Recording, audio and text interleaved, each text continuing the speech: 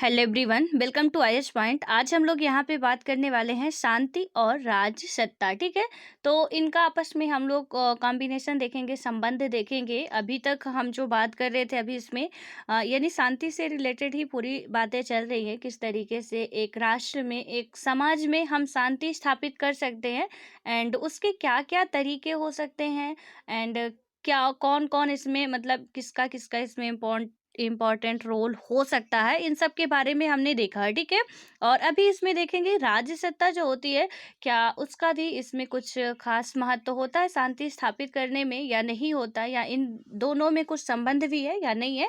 सो इसको देखेंगे। और यहाँ पे क्या बात बताई गई है कि अक्सर क्या होता है, तर्क दिया जाता है कि हर राज्य अपने को पूर्ण स्वतंत्र और सर्वोच्च इकाई के रूप में देखता है। यानी कोई भी आपका कंट्री हो, स्टेट हो तो वो क्या करता है कि अपने आप को हमेशा ही यहाँ पे जब भी राजवर्ड आए तो प्लीज इसे आप एक पर्टिकुलर स्टेट से कंबाइन मत कीजिएगा। यहाँ पे राज्य का मतलब देश है, और ये कई बार मैं बता चुकी हूँ, लेकिन जो आज पहली बार देख रहे हैं उनके लिए ये है कि मतलब राज्य का मतलब हम जैसे कहते हैं ना कि हम यूपी से हैं, हमारा स्टेट यूपी है या एमपी है या झारखंड है। तो यहाँ पे राज्य जब भी आपको बुक में मिलेगा, पॉलिटी पढ़ेंगे तो किसी भी बुक में आपको देश नहीं मिलेगा, राज्य ही मिलेगा, तो कंफ्यूज नहीं होना है। ठीक है, तो इसमें क्या बताया गया है कि हर राज्य होते हैं अपने को पूर्ण स्वतंत्र और सर्वोच्च इकाई के रूप में देखता है। दिन क्या होता है कि इससे अपने हितों को केवल अपने नजरिए से देखने और हर हालात में अपने हितों को बचाने और बढ़ाने की प्रवृत्ति जन्म लेती है। और उसके बाद क्या होता है कि शांति का अनुसरण करने के लिए जरूरी होता है कि हम स्वयं को बृहत्तर मानवता के एक हिस्से के रूप में देखें। लेकिन इससे अलग राज्यों में क्या होता है कि लोगों में तर्क करके, तो इस सॉरी इसमें फर्क करके है कि यानी कि हम क्या करते हैं, हमेशा शांति स्थापित करना चाहते। कोई भी स्टेट हो, कोई भी इंसान हो, आप अपने जीवन से तुलना करिए कि आप भी अपने आप को चाहेंगे बहुत अच्छा समाज में, मतलब अपने आप को साबित करने की कोशिश करेंगे कि हम बहुत अच्छे हैं। एंड आप लोग भी अपने घर में, आस पड़ोस में, अपने जीवन में हम शांति ही चाहते हैं। ठीक है, और उसको बनाने के लिए या उसको पाने के लिए फिर हमें यदि कुछ करना भी पड़ रहा है तो हम उसके लिए पीछे भी नहीं हटते हैं। और यहाँ पे क्या है कि स्वयं को बृहत्तर मानवता के एक हिस्से के रूप में देखें। लेकिन क्या होता है कि इससे अलग राज्यों में लोगों में फर्क करके, यानी कि जो अलग स्टेट होते हैं उनसे लोगों में फर्क करके देखने की प्रवृत्ति विकसित हो जाती है। ठीक है, उसके बाद क्या होता है कि अपने नागरिकों के हितों के नाम पर वे अक्सर बाकी लोगों को हानि पहुंचाने के लिए भी तैयार हो जाते हैं। तो इसमें क्या बताया गया है कि अपने जो यहाँ पे यदि हम बात करें कि नागरिक जिस राज्य में, मतलब चाहे भारत हो, चाहे अमेरिका हो, चाहे पाकिस्तान हो, कोई भी स्टेट आप ले सॉरी तो कोई भी कंट्री आप ले रहे हैं, वहाँ पे क्या होता है कि नागरिकों के हितों के नाम पर अक्सर बाकी लोगों को हानि पहुंचाने के लिए तैयार हो जाते हैं। कि यहाँ पे हम अपने लोगों के हितों के लिए, ठीक है, जैसे मान के चलिए कि आपका घर है, ठीक है, आप घर में रह रहे हैं, आपके पड़ोसियों के द्वारा कुछ परेशानियां मतलब उत्पन्न की जा रही हैं। तो आप क्या करेंगे कि हम सबसे पहले अपने घर को बचाने की कोशिश करेंगे कि हमारा घर और हमारे घर के जितने भी मेंबर हैं, भले ही मतलब एक पड़ोसी है दोनों को परेशान कर रहा है ज़्यादा, भले ही दूसरे को कर रहा हो, लेकिन हमारी कोशिश यही होगी कि पहले हम अपने आदमियों को बचा लें, अपने सगे संबंधियों की पहले रक्षा कर लें, उसके बाद हम बात की देखेंगे। तो ये तो बिल्कुल तय है कि अब यहाँ पे जो भी जिस भी राष्ट्र के होंगे वो अपने नागरिकों के प्रति तो थोड़ी उनकी भावना मतलब होगी कि हम उन्हें बेहतर सुविधाएं दे सकें। और इसके अलावा क्या होता है कि आजकल हर राज्य ने के बल प्रयोग के अपने उपकरणों को मजबूत किया है। और बल प्रयोग इन द सेंस कि जैसे आपके हथियार वगैरह काफ़ी अच्छे तरीके से, मैंने एक दिन आपको शायद बताया भी था कि परमाणु बम वगैरह कितने खतरनाक होते हैं, लेकिन हर एक कंट्री पे है और वो रखने की कोशिश भी कर रहे हैं। आज आप देख रहे हो कि मतलब अलग अलग देशों से यहाँ पे कुछ मंगाया, मतलब जो भी परमाणु शस्त्र यानी कि जो अस्त्र शस्त्र है वो मंगाए जाते हैं। तो वो क्यों मंगाए जाते हैं, तो इस उनका मंगाने का कोई ऐसा नहीं है कि अभी आप फ्रांस से देख रहे हैं कि जो फ्रांस से मंगाया जाता है, जेट विमान मंगाए जाते हैं, वो क्यों मंगाए गए थे। वहां से तो किसी को यात्रा करने के लिए नहीं मंगाया गया, युद्ध में ही वो काम आते हैं। तो इसलिए यहाँ पे आप ऐसा कह सकते हो कि हर एक कंट्री अपने आप को मजबूत कर रही है। और जिसमें क्योंकि यदि आज हम लड़ रहे हैं और यहाँ पे लड़ने का एक सबसे बड़ा जो है हथियार, कि जहाँ पे बिना हथियार के भी पूरा देश का देश या पूरी दुनिया की दुनिया नष्ट हो सकती है। और उसका एक बहुत प्यारा सा एग्जाम्पल कोविड-19 हाल फिलहाल में चल रहा। ठीक है, हालांकि अभी इसका कोई मतलब ये नहीं निकला कि मतलब कैसे ये किसी लैब से हुआ या किसी जानवर से हुआ या किसी पक्षी से हुआ, अभी इसका ये नहीं शोध कर पाए हैं। और कहीं न कहीं कमियाँ हैं, हमारे जो ऑर्गेनाइज़ेशन बनाए गए थे, ये स्वास्थ्य से रिलेटेड दो जो डब्ल्यूएचओ है, वो कहीं न कहीं चाइना का जो है, चाइना ने उसे नियुक्त करवाया था, ठीक है? वहाँ के जो मतलब हेड हैं। और इसमें से कुछ आप कह सकते हो कि मतलब उनका एक ही थाली के चट्टे-बट्टे हैं। अब वो क्या होता है, अभी हाल-फिलहाल में 2-3 दिन पहले ही मैं देख रही थी, यहाँ पे मतलब एक रिपोर्ट आई है डब्ल्यूएचओ की कि अभी तक हमें कोई तथ्य नहीं मिला। भाई आप 1.5 साल बाद जा रहे हो, 1 साल पूरे हो चुके हैं कोरोना के, ठीक है? 1 डेढ़ साल हो चुके हैं। और अब जाके वो जा रहे हैं क्या करने? परीक्षण करने। 15 दिन में तो सबूत मिट जाते हैं। अब आप इतने दिन बाद, साल भर बाद वहाँ पे परीक्षण करने जा रहे हो, टेस्टिंग करने जा रहे हो कि कोरोना आया कहाँ से था। तो वहाँ क्या वो रख के मतलब रखे होंगे। लेकिन है ना कि वो जैविक हथियार, आप लोग जब साइंस एंड टेक पढ़ेंगे, वहाँ पे ये जैविक हथियार भी बहुत ही मतलब खतरनाक वाले, बहुत ही ज़्यादा खतरनाक वाले हैं। ये जितने आप सुनते हो ना, स्वाइन फ्लू हो गया, ये आपका ये कोविड-19 तो चल ही रहा है। देन उसके बाद बहुत से बर्ड फ्लू है, ये कुछ ऐसी बीमारियाँ हैं जो पक्षियों से तो होती लेकिन लैब में बनाई जाती हैं, ठीक है? और उनकी ना थोड़ी-सी भी मात्रा छोड़ दी जाए तो समझ लीजिए कि कितना खतरनाक है। एक को भी हुआ तो आज पूरी दुनिया कोविड-19 से परेशान है। और आपने बखूबी सुना भी होगा कि मतलब ये चीन के लैब से बनाया गया है, ऐसा बहुत ज़्यादा मतलब अफ़वाह है या सही भी कह सकते हो। लेकिन अब जो इसके लिए रिस्पॉन्सिबल था वही अभी तक चेक नहीं कर पाया कि है क्या चीज़ रियल में, ठीक है? चाइना किसी का कभी सगा नहीं हो सकता है, चाहे वो कोई भी कंट्री हो, तो उसमें से उसका कोई भी मतलब अपना नहीं मानता। काम पड़ने पर अपनों को भी वो निपटा देने वाला कंट्री है। और इसलिए आप ना जब भी हम लोग चाइना और अमेरिका 2 की कंपेयर करें, बहुत अच्छे तरीके से कर सकते हैं कि इन दोनों में ना मतलब सब मिला के बात करें तो इनमें कोई भी कि जहाँ उनका भला हो रहा है तो वहाँ वो पीछे नहीं हटते हैं, फिर चाहे हमारा नुकसान ही उन्हें क्यों ना करना पड़े।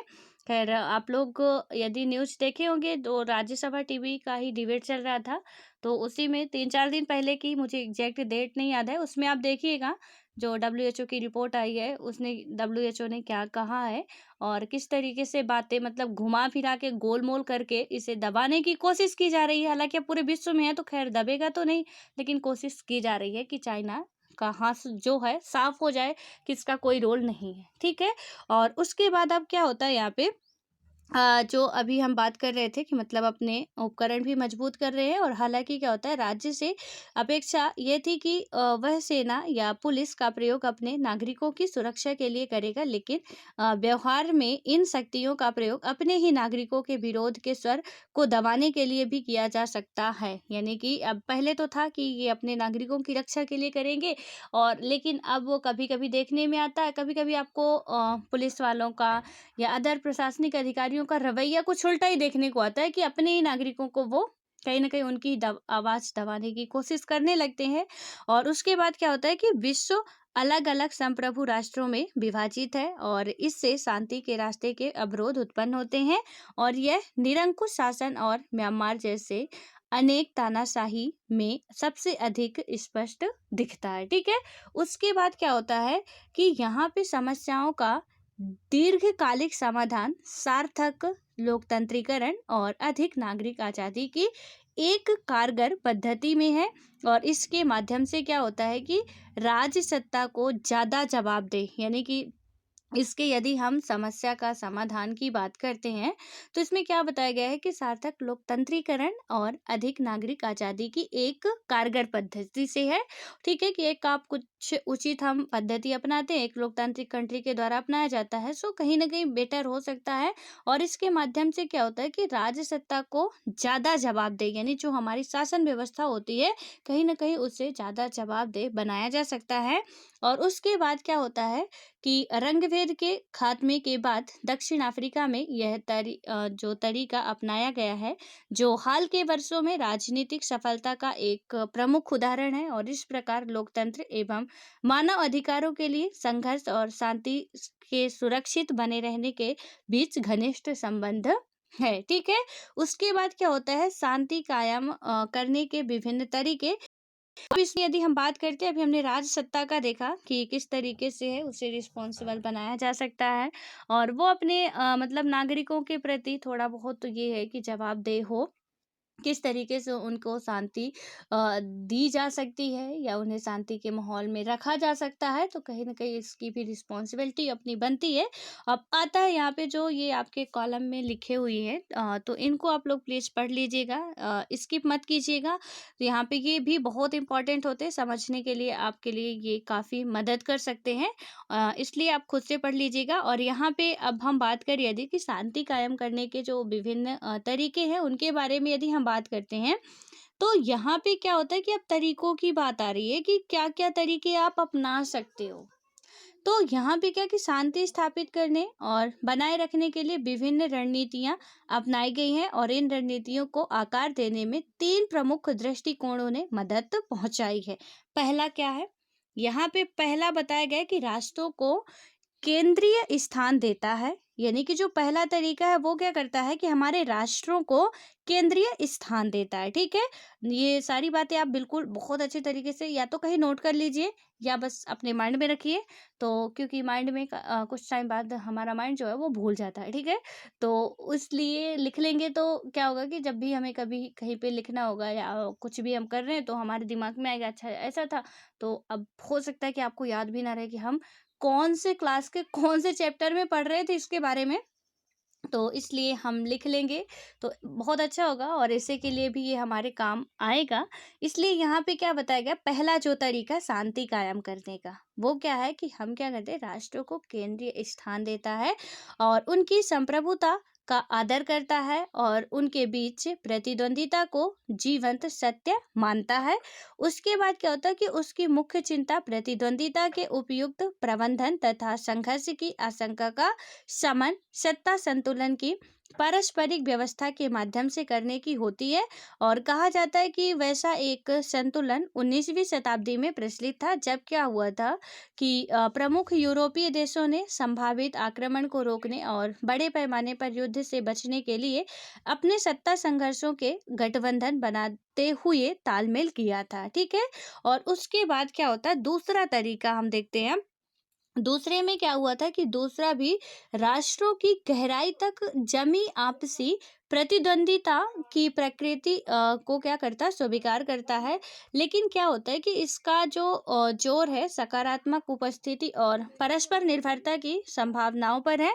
और ये क्या करता है कि विभिन्न देशों के बीच विकासमान, यानी कि जो भी अदर हमारी कंट्रियां, अलग अलग कंट्रियां, उनमें क्या होता है कि विकासमान सामाजिक आर्थिक सहयोग को रेखांकित करता है, और अपेक्षा रहती है कि वैसे सहयोग क्या हो, राष्ट्र की संप्रभु को नरम रखेंगे और क्या करेंगे कि अंतर्राष्ट्रीय समझदारी को प्रोत्साहित करेंगे। दिन क्या होता है कि परिणाम स्वरूप यदि हम बात करें तो वैश्विक संघर्ष कम होंगे, जिससे शांति की बेहतर संभावनाएं बनेगी। और इस पद्धति के परोपकार द्वारा अक्सर क्या होता है, यहाँ पे सीधे तौर से आप समझिए, यदि हमारी ऐसा नहीं कि हम अपने देश में ही तालमेल बिठा के रखते हैं तो हमें शांति मिल जाएगी। यदि अदर कंट्रियां जो अलग अलग संप्रभु राष्ट्र हैं, कहीं ना कहीं उनसे भी हमारा तालमेल यदि बेटर है, तो और भी अच्छे तरीके से हम शांति का अनुभव कर सकेंगे, हमें कहीं से खतरा नहीं होगा। यहाँ पे मान के चलिए कि हमारे पड़ोसी है, ठीक है, अब वो है हमारे घर के बगल से उनका घर बना हुआ है, और क्या है कि उनसे कहीं न कहीं हम अपने घर में सब जितने भी मेंबर हैं, बिल्कुल हमारा आपस में बिल्कुल भी खटपिट नहीं होती, बहुत अच्छे तरीके से रहते हैं, बहुत प्यार है सब में। लेकिन पड़ोसी जो हैं वो ताक में बैठे हैं कि कब वो हमें निपटाएँ, ठीक है? कब वो किसी भी तरीके से हमारा नुकसान करें। तो घर का एक भी मेंबर चैन से, सुकून से नहीं रह पाएगा। यदि पड़ोसियों से तालमेल बेहतर नहीं हुए, तो घर का एक भी मेंबर सुकून से नहीं रहने वाला है। हमेशा डर बना रहेगा कि कभी भी कहीं पे भी वो हम पे हमला कर सकते हैं या किसी भी तरीके से हमारा नुकसान पहुंचाने की कोशिश कर सकते हैं। तो इसमें यही बताया गया है कि सिर्फ ऐसा नहीं है कि हम अपने ही इधर खुश रह रहे, सो इससे हमारा क्या होगा कि हम बहुत खुश रह लेंगे। तो ऐसा नहीं है। हम जब तक सबसे हमारा तालमेल नहीं बन पाएगा, तब तक चाहे हमारा देश हो, अदर कंट्रियों से भी हमें कहीं ना कहीं रिश्ते बेटर बनाने होंगे। ठीक है। तो आप जब भी आप सुनेंगे कि मोदी जी यहाँ जा रहे हैं या प्रेसिडेंट जी अपने यहाँ जा रहे हैं या जो भी उपराष्ट्रपति है यहाँ जा रहे हैं, ऐसे जा रहे, इतनी ट्रीटी इन्होंने साइन की, ये किया, तो वो आपको पता चलेगा कि ये जा रहे हैं, तो ऐसा नहीं कि वो घूमने जा रहे हैं। इम्पोर्टेंट उसकी क्या है वहां जाने की, आपको समझ में आएगी। ठीक है। तो यहाँ से आई होप कि अब आपकी समझ तो बहुत ज्यादा बढ़ गई होगी। अब इतना नहीं कहते कि मतलब बहुत ही ज्यादा, लेकिन हाँ, इतना तो मैं आशा जरूर करती हूँ कि पॉलिटी के साथ साथ हमने हर एक सब्जेक्ट को लिया है जो भी बीच बीच में आते हैं। तो इसलिए मैं हाँ ये कह सकती हूँ कि आपकी समझ कहीं ना कहीं एक यूपीएससी स्टूडेंट वाली तो जरूर आ गई होगी। और इसमें अब क्या हो रहा है कि यहाँ पे है कि इस पद्धति के पैरोकार द्वारा क्या होता है कि अक्सर दिया जाने वाला एक एग्जाम्पल जो द्वितीय विश्व युद्ध के बाद के यूरोप का है, जो आर्थिक एकीकरण से क्या हुआ था, राजनीतिक एकीकरण की ओर बढ़ता गया। यानी कि युद्ध जब सेकंड वर्ल्ड वॉर होता है, उसके बाद क्या होता है कि यहाँ पे द्वितीय विश्व युद्ध के बारे में जिन्होंने ना पढ़ा हो, आज आप लोग बहुत अच्छे तरीके से उसे पढ़ लीजिएगा। ठीक है। और मैं डेली होमवर्क आपको कुछ ना कुछ देती हूँ। आपकी नोट्स बिल्कुल भी खाली नहीं रहनी चाहिए। आप मैं जितना डेली होमवर्क देती हूँ, ज़्यादा नहीं, 1-2 घंटे का काम रहता होगा, तो उसे बखूबी आप कर सकते हैं, क्योंकि जो सेकंड वर्ल्ड वार है, तो फर्स्ट तो शायद मैं एक बार दे चुकी हूँ। ठीक है। यदि उसे आप पढ़ चुके होंगे तो बेटर है, नहीं पढ़े होंगे तो उसे पढ़ लीजिएगा। लेकिन आज आपको द्वितीय विश्व युद्ध पढ़ना है। आप जब पढ़ेंगे, क्योंकि क्या होता है ना, सारी चीज़ें सीक्वेंस में होती हैं कि पहले पहला वर्ल्ड वार होता है, द्वितीय वर्ल्ड वार होता है, फिर शीत युद्ध भी होते हैं। तो जब हम एक सीक्वेंस में पढ़ते हैं तो वो डेट भी कहीं ना कहीं हमारे माइंड से स्किप भी हो रही होती है, तो वो याद आ जाती है और पूरी इसकी स्टोरी भी माइंड में ना एकदम से छप जाती है। और जब भी हो सकता है कि ना याद रहे, लेकिन कहीं क्वेश्चन वगैरह हम देखते हैं तो उसे इजीली पुट अप कर पाएंगे कि कुछ इसके बारे में ऐसा ऐसा बातें हमने पढ़ी थी। तो इसलिए रिवीजन तो करना होगा, लेकिन जब हम एक एक बार पढ़ेंगे, पहले पहले स्टार्ट करेंगे, तब तो देन हम दोबारा रिवाइज करेंगे। अदरवाइज हम स्टार्ट ही नहीं करेंगे तो रिवीजन किसका करेंगे। ठीक है। तो आप लोग इसे पढ़ लीजिएगा, द्वितीय विश्व युद्ध, इसके बारे में आपको लिखना भी है अपनी नोट्स में, क्या कब कहाँ कैसे हुआ था, कौन सी कंट्रियाँ। ज़्यादा नहीं लिखना प्लीज़। मैं हमेशा बोलती हूँ आपको कि ये कुछ ऐसे पॉइंट्स होते हैं कि मतलब आपको एक पेज का जो आपका होता है ना, इतना पेज होता है। ठीक है। तो इसके आपका सामने भी होता है, इसके पीछे भी होता है। तो आपको क्या करना है कि इतने में ही कोशिश करिए कि हो जाए तो हो जाए, नहीं हो रहा है तो दूसरे में भी कर लीजिए। उसके दूसरा पन्ना बिल्कुल नहीं पकड़ना, आपको उतने में ही हो जानी है। और दूसरा पकड़ रहे हैं तो मतलब आप फिर से किताब छापने की कोशिश कर रहे हैं। ठीक है। तो बस इतने इस तरीके से लिखना है, स्टोरी पूरी हमें पढ़नी है, और तभी जब पढ़ेंगे तो समझ में आएगा। तो इसमें क्या हुआ था कि यूरोप का जो हम एग्जाम्पल ले सकते हैं, बताया जा रहा है, जैसे क्या था कि उसका आर्थिक एकीकरण से राजनीतिक एकीकरण की ओर किस तरीके से वो बढ़ता गया। देन इसके बाद क्या होता है कि पहली दो पद्धतियों से भिन्न तीसरी पद्धति राष्ट्र आधारित व्यवस्था को मानव इतिहास की समाप्त प्राय अवस्था मानती है। यानी कि यहाँ पे क्या हुआ कि पहली दो पद्धतियां जो ऊपर हमने पढ़ी, उसके बाद की तीसरी जो पद्धति आती है, वो क्या करती है कि राष्ट्र आधारित व्यवस्था को मानव इतिहास की समाप्त प्राय अवस्था मानती है। और यह राष्ट्रीयकरण क्या होता है कि व्यवस्था का जो हमारा मनोचित्र बनाती है, और क्या होता है इससे कि वैश्विक समुदाय के अभ्युदय को शांति। अभी एक अभ्युदय योजना भी चलाई गई है योगी जी के द्वारा। तो आप लोग यदि नहीं पढ़े हैं तो उसे भी आपको पढ़ना है। जो भी यूपी के होंगे उनके लिए तो बहुत इम्पोर्टेंट है। और जब भी हम कभी आपका जो सोशल जस्टिस वाला मुद्दा होता है ना, उसमें एजुकेशन वगैरह ये सारे पॉइंट मेंशन है, तो हमें उसके बारे में पढ़ना पड़ता है। तो जब क्वेश्चन बनेगा एजुकेशन से रिलेटेड, तो हम उस एग्जाम्पल को भी पुट अप कर सकते हैं कि कुछ जो प्रतिभावान विद्यार्थी हैं, तो कुछ ऐसी जैसे अब मतलब यूपी गवर्नमेंट के द्वारा अभ्युदय योजना चलाई गई थी, तो कुछ इस तरीके की स्कीम हम लाएं, या कुछ केरला में स्कीम चलाई गई, या आपके कुछ महाराष्ट्र में चलाई गई, कुछ राजस्थान में चलाई गई, उनको हम कंबाइन करके लिखें कि यानी कि हम जैसे मतलब एक स्टेट में चलाई गई ऐसी योजनाएं, तो यदि हम हर एक स्टेट में ऐसे ही लॉन्च करने की कोशिश करें, तो बहुत हम यहाँ पे वेल एजुकेशन दे सकते हैं लोगों को, कि जो नहीं अफोर्ड कर पा रहे कोचिंग की फीस वगैरह। तो आपको है ना, जो ये अभ्युदय योजना चलाई गई है वो मतलब वो जो यूपीएससी, स्टेट पीसीएस या अदर हाई लेवल की प्रिपरेशन करना चाहते हैं और उनके पास पैसा नहीं है, उनके लिए ये योजना चलाई गई है। और इसके बारे में जो यूपी के हैं, तो उनके लिए तो बहुत इम्पोर्टेंट है, बहुत ज़्यादा। और जो नहीं है वो भी पढ़ लेंगे तो कोई ज़्यादा नहीं हो जाएगा, ठीक है। तो जो है वो पढ़े, लेकिन जो नहीं है उन्हें भी इतना तो पता चल गया है, और थोड़ा सा और जानना हो तो आप पढ़ लीजिएगा। अदरवाइज यूपी वालों के लिए तो काफ़ी इम्पोर्टेंट है ये। तो खैर यहाँ पे अभ्युदय योजना नहीं है, तो मैं यहाँ से वर्ड आया तो मुझे याद आ गया, वो आप लोग उसे कर लीजिएगा। इसके बाद यहाँ पे क्या होता है कि समुदाय के अभ्युदय को शांति की विश्वसनीय गारंटी मानती है, ठीक है।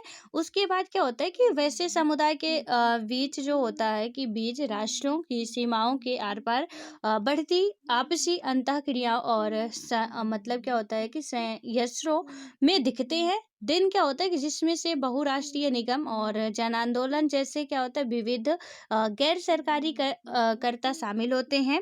इसमें क्या होता है कि इस तरीके के प्रस्तावक और समर्थक तर्क देते हैं कि वैश्वीकरण की जो हमारी ग्लोबलाइजेशन की चालू प्रक्रिया राष्ट्रों की पहले से ही घट गई है, और प्रधानता और संप्रभुता को और अधिक क्षीण कर रही है। इसके फलस्वरूप क्या होता है, यानी कि जिसके फलस्वरूप विश्व शांति कायम होने की परिस्थिति तैयार हो रही है। और यह कहा जा सकता है कि संयुक्त राष्ट्र तीनों ही पद्धतियों के प्रमुख तत्वों को साकार कर सकता है। जो यूएन है, ठीक है, वो क्या कर सकता है कि तीनों ही पद्धतियों को वो क्या कर सकता है, साकार कर सकता है, ठीक है। और अभी बिल्कुल जस्ट करंट का मुद्दा है, 13 या 14 अप्रैल का है, ठीक है। शायद 13 का ही है, 13 का या 12 का, मुझे एग्जैक्ट याद नहीं। आप दृष्टि का जो आपका आर्टिकल आते हैं उसमें देखिएगा, वहाँ पे ये लिखा पूरा आपको पूरा मिल जाएगा। 12 अप्रैल का है शायद, तो आप उसे देखिएगा, इसी के बीच में ही है, 13 या 12 या 13, ठीक है, उसके ही बीच में होगा। तो वहाँ पे देखिएगा कि वर्चुअल बैठक हुई है अभी एजुकेशन से लेके 3-9 मतलब उसमें जो उसका नाम था कि वहाँ पे पूरे जितने भी शिक्षा मंत्री हैं, 9 कंट्रियाँ थी, तो जो भी उन्होंने वहाँ पे पार्टिसिपेट किया उसके बारे में जितना भी था कि किस तरीके से हम, क्योंकि अभी आपको पता है कि कोविड-19 की जो स्थिति चल रही, वहाँ पे हमारा जितना भी ये जो एजुकेशन है वो तो बहुत ही ज़्यादा, खैर हाँ, मतलब इसका सिस्टम सबसे ज़्यादा बिगड़ गया। सब तो पटरी पे आ गया कि आपका रोज़गार भी चलने लगा, आपकी जो भी अर्थव्यवस्था ठीक-ठाक चलने लगी, और यहाँ पे जो भी बसें थी, ट्रेनें थी, वो भी पटरी पे आ गई हैं। लेकिन बच्चों की पढ़ाई में सबसे बड़ी बाधा कोविड-19 आके बैठ गया है, ठीक है। इलेक्शन भी बखूबी हो रहे हैं। आप लोग कई सारे जोक्स वगैरह भी सुनते होंगे कि मतलब कहीं भी कोरोना रोकना है तो एक ही उपाय कर सकते हो, आप हर जगह पे इलेक्शन करा दो।